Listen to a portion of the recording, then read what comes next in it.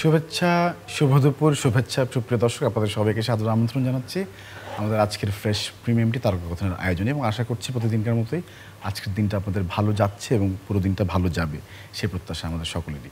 এবং আজকেও আড্ডা দিতে এসেছি, এবং আজকে যেই বিষয়ে আসলে কথা বলবো, যাদের সঙ্গে কথা বলবো তারা আসলে আমাদের খুব পরিচিত দুজন মুখ, কিন্তু তারা আসলে আমাদের সামনে এখন নতুন একটি দায়িত্ব নিয়ে নতুন রূপে আমাদের সামনে আজকে হাজির হয়েছে। প্রিয় দর্শক, আপনারা সবাই জানেন যে গত 19 এপ্রিল অ্যাক্টার্স ইকুইটি বাংলাদেশের যে নির্বাচনটি হয়েছে সেটি সফলভাবে হয়েছে, এবং সেখান থেকে আমরা সভাপতি হিসেবে পেয়েছি আমাদের খুবই গুণী অভিনয়শিল্পী জনাব আজাদ আবুল কালাম, এবং সেই সঙ্গে পুরো প্যানেলের সঙ্গে পরিচিত হব এবং কীভাবে কী হয়েছে, সফলতা কতটুকু এসছে এবং সামনে ম্যানিফেস্টো কী থাকবে সেগুলো নিয়ে আজকে কথা বলবার জন্য আমাদের সঙ্গে যে দুজন গুণী শিল্পী রয়েছেন সদা হাস্যজ্জ্বল। আমি ইনফ্যাক্ট আমরা গল্প করছিলাম এবং হাসাহাসি করছিলাম, সব কিছু মিলিয়ে আসলে খুব একটা আনন্দ আড্ডা শুরু হয়ে গেছে ইতিমধ্যে। আপনাদেরকে এবার যোগ করে শুরু করবো আজকের আড্ডা।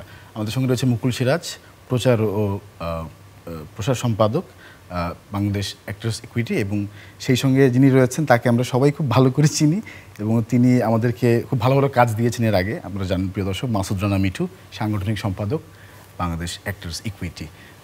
সবার প্রথমে আপনাদের প্যানেলকে অনেক অনেক শুভেচ্ছা, এবং আপনাদের দুজনকে অবশ্যই ধন্যবাদ এবং কৃতজ্ঞতা আজকে আমাদের এই আড্ডায় যোগ দেওয়ার জন্য। Thank you. কেমন ধন্যবাদ। মাসুদ ভাই কেমন আছেন? আছি, ভালো আছি, খুব ভালো আছি।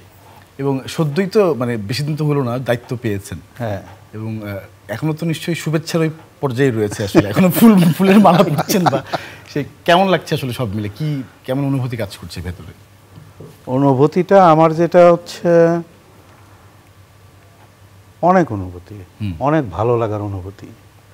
সেটা হচ্ছে যে আমি কখনো কোনোদিন নির্বাচনে অংশগ্রহণ করিনি, প্রথম নির্বাচনে অংশগ্রহণ করেছি এবং সদস্যরা আমাকে ভোট দিয়ে জয়ী করেছেন।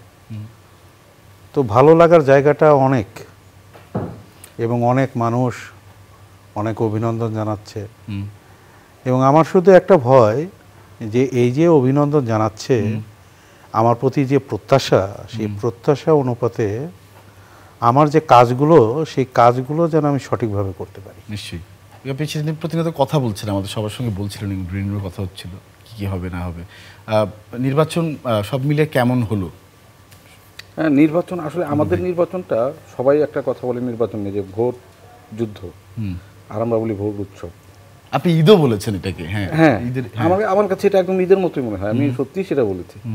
এবং আমার কাছে যেটা হয়েছে, আপনি জানি না সেদিন আপনারা খেয়াল করেছেন কিনা, অনেকেই খেয়াল করেছে, এটা আমার পোস্টে আরেকজন যিনি দাঁড়িয়েছিল রনি, আমরা তো সবাই ওইখানে দাঁড়িয়েছিলাম, গরম ছিল প্রচুর। এর মধ্যে রনি নিজেই, ও দেখছিল আমি একটু অসুস্থ বোধ করছি, ও নিজে পানি নিয়ে এসে আমার বলছে, ভাইয়া একটু পানি খান তো, আপনি বসেন, একটু বসেন কিছুক্ষণ। এটা না, এটা শুধু আমাদের সংগঠনেই সম্ভব। রাইট, এটা শুধু আমাদের সংগঠনে সম্ভব। আপনি পৃথিবীর কেন, মানে পৃথিবীর কোনো সংগঠনে কোনো জায়গায় অনেক ফ্যামিলি মেম্বার নিয়ে এসেছে এটা গ্যাদারিং। হ্যাঁ, এটা তো ফ্যামিলি, এটা তো আমাদের উৎসব। এটা কি অনেকদিন বাদে এরকম হলো কি ভাই? না না না, 3 বছর সবসময় হয়, 3 বছর পর পর, এবং এটা সবসময় এরকমই হয়। আচ্ছা, এরকমই হয় আমাদের এখানে, দারুণ একটা উৎসবের ব্যাপার। মুকুল ভাই, অনেকের কৌতূহল থাকবে যে আপনার এই প্রচার ও প্রকাশনার যে সম্পাদনার যে দায়িত্বটি গুরুত্বপূর্ণ, সেটি আসলে কিভাবে দেখছেন বা কিরকম হবে আসলে, যদি জিজ্ঞেস করি। এটা হচ্ছে আসলে আমার জন্য, যেহেতু এই পোস্টটা আমি যেহেতু প্রথমবার এই পোস্টটাতে কাজ করছি, আমার প্রথম টার্গেটই হচ্ছে আপনাদের সঙ্গে আমার রিলেশনটা বিল্ড আপ করা। ওকে, আমি সবসময় দেখেছি যে আপনারা আর আমরা তো কয়েনের একদম এপিটু। আমার কাজটা আপনি ঠিকঠাক মতো যদি প্রচার না করেন, আমার কাজটা আসলে কোনো ভ্যালু নেই, আসলে কোনো ভ্যালু নেই। আপনার চ্যানেলে আমার নাটকটা না গেলে কিন্তু আসলে কোনো ভ্যালু নেই। ইউ বিং মডেস্ট, যাই হোক, ঠিক আছে, সবসময় কিন্তু হিসাবটা তাই। আমার কাজ হচ্ছে আমাদের যে কাজগুলো, আমাদের যে সংবাদগুলো, আমাদের যে ইনফ্যাক্ট আমাদের যে ক্রাইসিসগুলো, সেটা সহ আমি আপনাদের সঙ্গে রিলেশনটা বিল্ড আপ করতে চাই।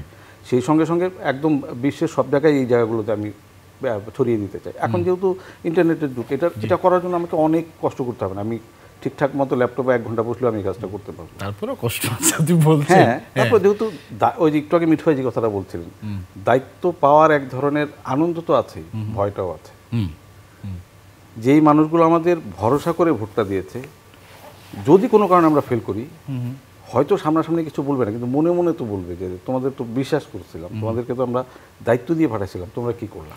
আপনারা এমন দুজন মানুষ যে আপনাদের আসলে মানে কি বলবো, সবাই কম বেশি ভালোবাসে, কেউ ঘৃণা হয়তো করে না, আমি বলতে পারবো না, আসলে মনে হয় না। আসলে এরকম কি হয়েছে যে থাকে না, যেহেতু মানে কি বলবো, গতানুগতিক নির্বাচনগুলোতে কি হয়, একটা ভোটাভুটির একটা প্রতিদ্বন্দ্বিতা থাকে বা হচ্ছে এনিমিটি তৈরি হয়, অনেক কিছু হয় না, সেরকম কোনো গল্প আছে কিনা মানে সত্যিকারের যে হয়েছে? না, আমার কাছে যেটা মানে মুকুল ভাইয়ের একটা কথাই বারবার বলতে ইচ্ছে করে, সেটা হচ্ছে যে আমাদের মধ্যে আন্তরিকতা, জি এটা পৃথিবীর কোথাও পাওয়া যাবে না। যেমন আমার প্রতিদ্বন্দ্বী ছিল, মানে প্রতিদ্বন্দ্বী ইলেকশনের কারণে বলছি, জি হিমি হাফিজ, জি গুড অ্যাক্টর, ভালো মানুষ। আমরা প্রতিদিন মগবাজারে একসাথে দুজন জড়াজড়ি করে ছবি তুলতাম, চা খেতাম, গল্প করতাম।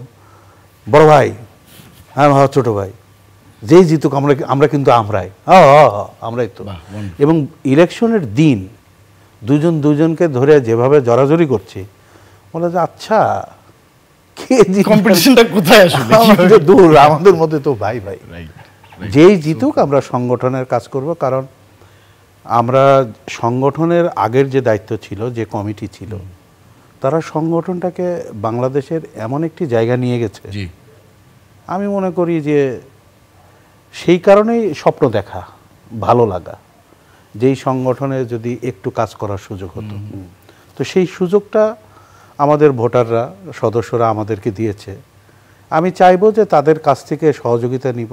আমরা নতুন তো, এবং যারা সিনিয়র আছে, যেমন পাবেল ভাই আছে, আবার রাশেদ মামুন অপু আমাদের বন্ধু হলেও সে সাধারণ সম্পাদক, সুজাত শিমুল নয়ন এরা আগেই ছিল, তানভীর মাসুদও ছিল, অনেকেই ছিল, সূচনা ছিল। তাদের সঙ্গে কাঁধে কাঁধ মিলিয়ে এই যেমন ছিল তার চেয়ে ভালো কিছু করার চেষ্টা করাটাই আমার এবং মুকুল ভাইয়ের মানে প্রধান পুরো প্যানেলের আমাদের একটাই আমরা চিন্তা করেছি, আগের যেটা ছিল সেইটার সাথে আমরা মার্চ করে আমরা আরো ডেভেলপ করা যায় সেটি। এবং এবং মুকুল ভাই বলছিলেন একটা জায়গায় যে আমি যদি হেরেও যাই আমি তো কাজ করবো আসলে, মানে এই প্রসঙ্গে একটু বলি। আমি গতবার আমি কমিটিতে ছিলাম না, কিন্তু গতবারের অলমোস্ট যিনি ছিলেন তার সঙ্গে কাজ মিলে আমি পুরো 2 বছর তার সঙ্গে কাজটা আমি করেছি। কারণটা হচ্ছে যে ইলেকশনে জিতেছি বা হেরেছি বলে এই কাজটা করবো না তা না, সংগঠনটা তো আমার। আমি যে একটু আগে যেটা বললাম যে আমরা ভোট উৎসব করি বলে আমাদের ফ্যামিলির কাজ। আমাকে যখন এমনও হয়েছে যে গতবারের যে আমাদের সাধারণ সম্পাদক ছিল আমাদের রৌনক, আমাদের বন্ধু মানুষ, এমন হয়েছে রাত 2টার সময় ফোন দিচ্ছে, একটু উঠতো ভাই, কী হয়েছে, আমার এই কাজটা লাগবে, এখনই করে আমরা এখনই পাঠাই।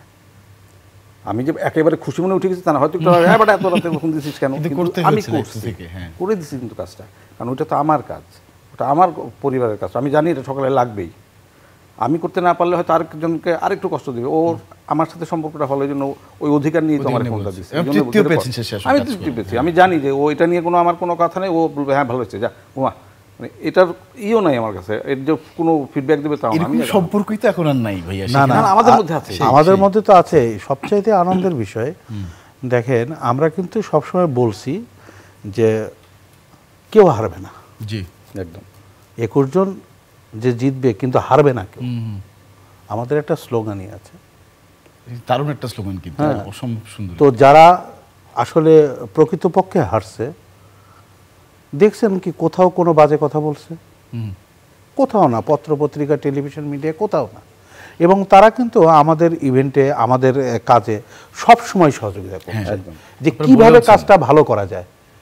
ওই নির্বাচন হয়ে গেছে, অ্যানালিটিক্যাল ব্যাপারে আমি যোগ করে, মাফ করবেন, জাস্ট বলতে চাই এই জায়গাটাতে, যেমন কেউ হারবে না বলেছেন, সেক্ষেত্রে আমার মনে হলো যে একটা নাটক তো আসলে সবার জেতার একটা ব্যাপার, এটা যখন প্রোডাকশন তৈরি হয়, কেউ একজন হেরে গেলে তো সবাই হেরে যাবে, একদম সেটি তো আসলে এখানেও খাটে, একদম টিম ওয়ার্ক তো, মানে take it as a performance, আসলে টিকে থাকার জন্য পারফরমেন্স করলে সবাইকে একসঙ্গে পারফরমেন্সটা দিতে হয়, then it becomes a performance, the performance. তো সেই ঘটনাই তো আসলে এখানেও হয়েছে।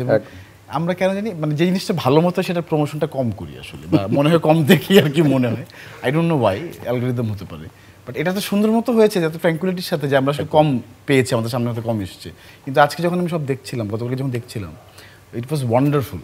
মানে সবাই, আপনারা এত হাসি খুশি ছিলেন, নিশ্চয়ই বাস্তবেও তাই হয়েছে। এবং আপনি আরেকটু ফলো করবেন যে আমাদের নির্বাচনটা শুধু সদস্যরা না, সদস্যর সঙ্গে কিন্তু অনেক মানে অনেক সেক্টরের ডিরেক্টর, প্রযোজক বা উপস্থাপক, মানে তারাও কিন্তু আমাদের এই অনুষ্ঠানে এসে, মানে নির্বাচনে তারা দেখতে আসে, ইনভাইটেড না, তারপরে আসে। কারণ আমরা একে অপরের সঙ্গে ভাগ করে খাচ্ছি, একসাথে গল্প করছি, একসাথে বসে চা খাচ্ছি, এবং ভোটার যে আসতেছে দুইজন একসঙ্গে দাঁড়াচ্ছি।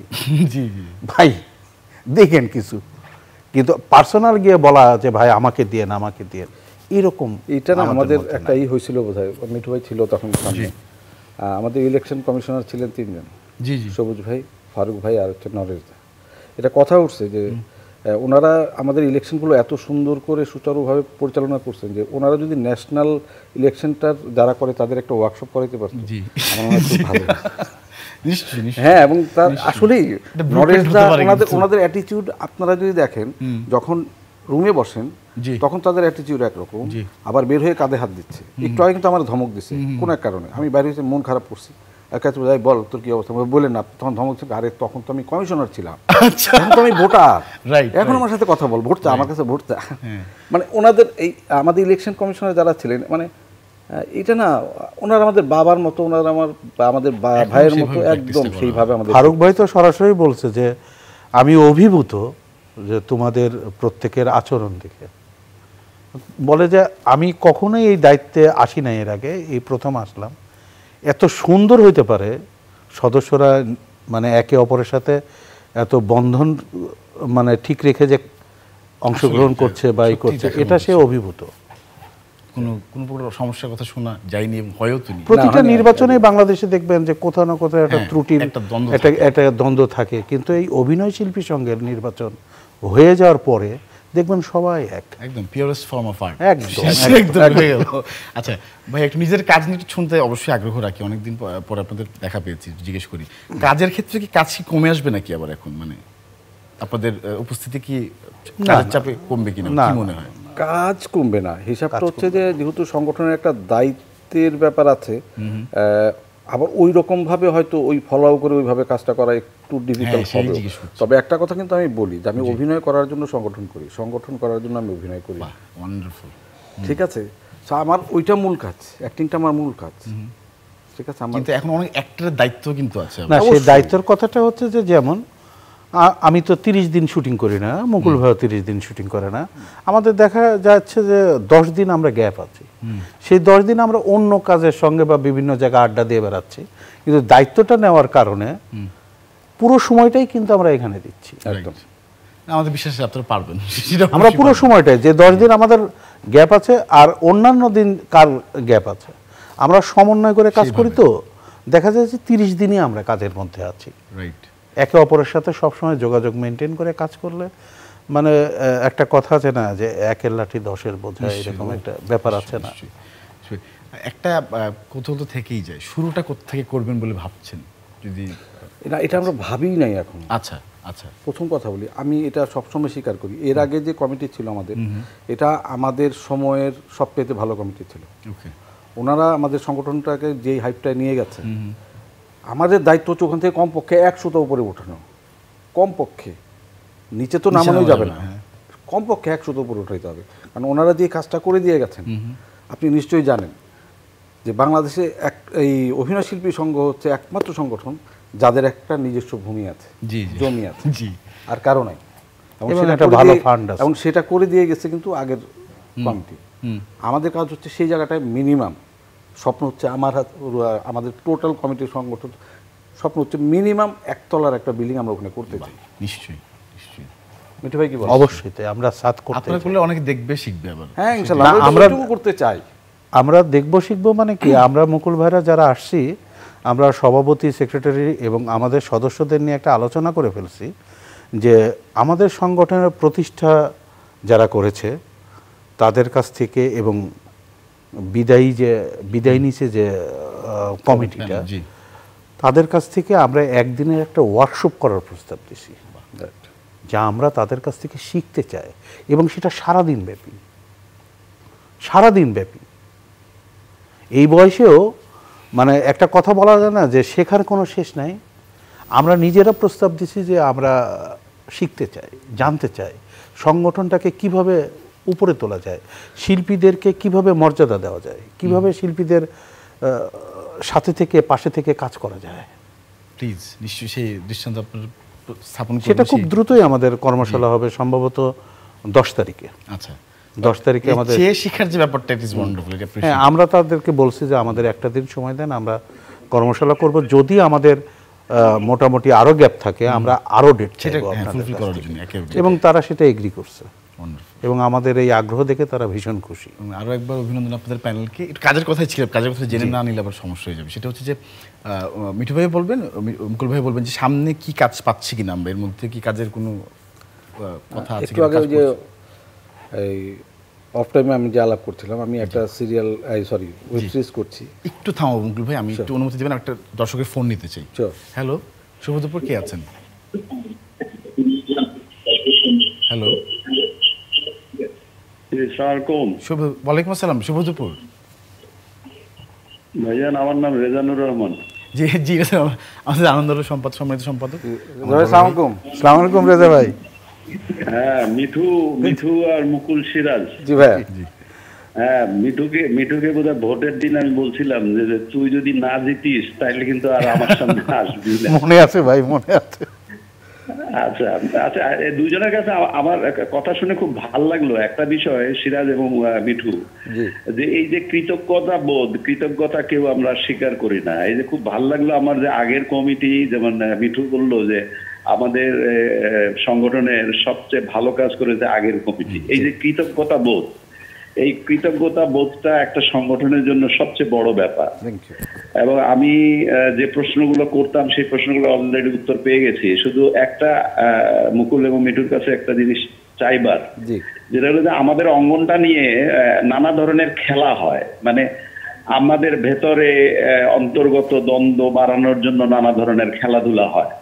তো এইবারের আমাদের ডিরেক্টর গিলস এবং অভিনয় শিল্পী সংঘের অভিনয়ের নির্বাচনের সময় কিন্তু আমরা ওই জিনিসটা ভেঙে দিয়েছি, যে ভেতরের অন্তর্গত খেলাধুলার করার সুযোগ নাই। আমরা আমাদের সংগঠন নিয়ে এগিয়ে যেতে চাই। তো সেই জায়গা থেকে দুই সিপাহসালার কাছে জানার ইচ্ছে যে এই যে পুরনো কমিটি এবং যারা বানিয়েছেন তাদের নিয়ে ওয়ার্কশপ করা, স্বপ্নগুলো খুবই চমৎকার।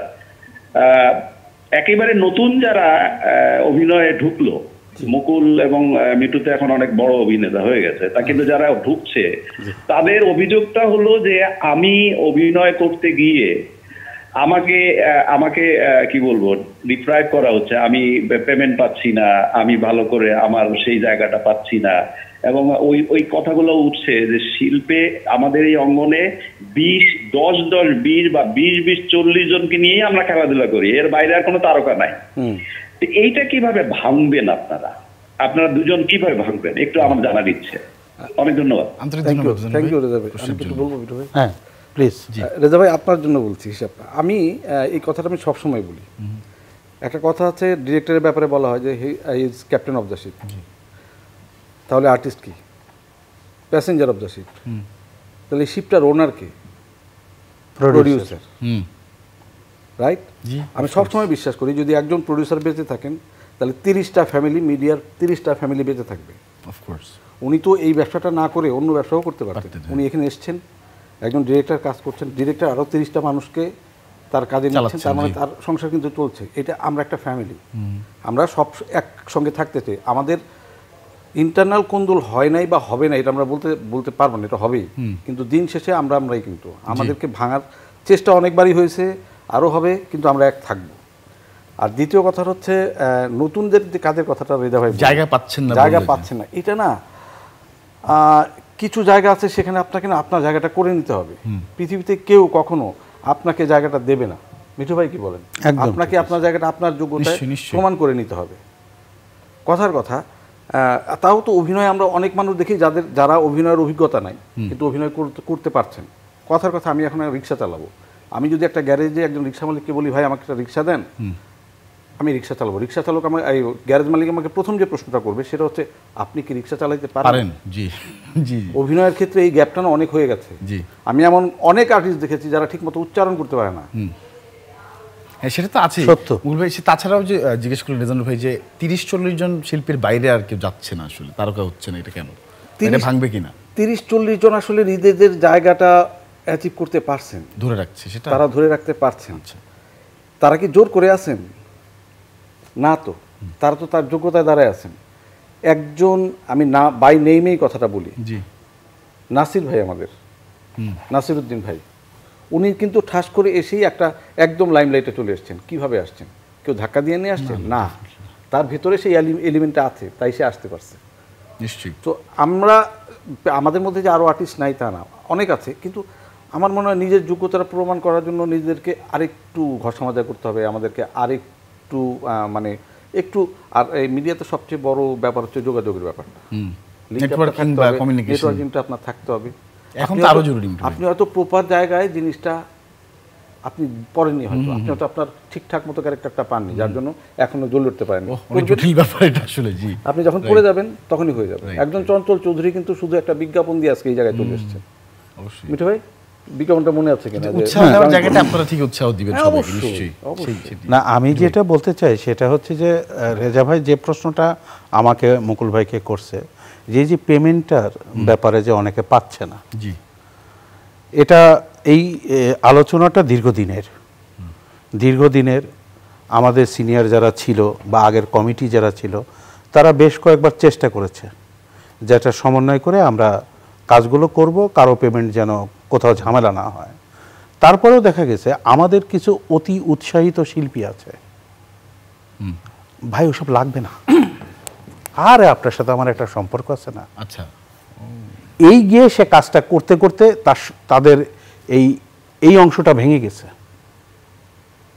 তখন বেশ কিছুদিন শুরু হয়েছিল যে একটা ফর্ম ফিল আপ করে ডিরেক্টর তাদের একটা ফর্ম ফিল আপ করে কাজ করাবে যাতে করে তার রেমুনারেশনটা ঠিক মতো আসে। আচ্ছা, কিছু উৎসাহিত শিল্পী, অতি উৎসাহিত শিল্পী, তোর ভাই আমি নেই 5,000, আপনি 10,000 নেবেন, নেন গা। প্রডিউসার ওটা টের পেয়ে গেছে যে পেমেন্ট নেয় 5,000, লেখা 10,000, কাগজে কলমে গলদের কি কাগজ কলমে। এই সব কিছু মিলে কিন্তু শিল্পীদের, ডিরেক্টরের, প্রডিউসারের সব ক্ষেত্রেই না, কিন্তু কিছু কিছু সংখ্যার কারণে অনেক কিছু হয়নি। আমার যে আগের কমিটি ছিল নাসিম ভাই, রনক ভাইয়ের, আমি কিন্তু দেখেছি অনেক শিল্পীর পেমেন্ট আটকে গেছে, তারা ফোন করেছে, ডিরেক্টরদের বলছে, প্রডিউসারদের বলছে, টাকাগুলো তুলে দেওয়ার চেষ্টা করছে, তুলছেও। তো আমরা যারা আসছি আমরা চেষ্টা করছি যে ডিরেক্টর গিল্ডের একটা সফল নির্বাচন হয়েছে, আমাদের একটা সফল নির্বাচন হয়েছে, সামনে প্রযোজক এবং আপনাদের এই টার্মটাও অনেক সফল হবে সেই প্রত্যাশা রাখি। প্রযোজকের নির্বাচনটাও যদি সফল হয় আমরা আবারও চেষ্টা করব। আর যারা শিল্পীটা হবে, অ্যাক্টর সিকিউরিটিতে যারা শিল্পী কাট পাবে বা যারা কাজ করবে, তাদেরকে আমরা এবার যাচাই বাছাই করে নেওয়ার চেষ্টা করব। যে ভাই, আন্তরিক ধন্যবাদ মুকুল ভাই এবং মিঠু ভাই, আপনাদের দুজনকে আপনারা সময় বের করে এসেছেন এবং সামনের দিনগুলো আসলে সফলতার হবে সেই প্রত্যাশা। এবং সাংস্কৃতিক অঙ্গনের মধ্যে একটি বড় পরিবার হচ্ছে আমাদের অ্যাক্টর্স ইকুইটি, এবং সেই পরিবারের জন্য অনেক অনেক শুভকামনা রইল। আন্তরিক ধন্যবাদ প্রিয় দর্শক আপনাদেরকে, ভালো থাকবেন, আবারও দেখা হবে আগামী পর্বে।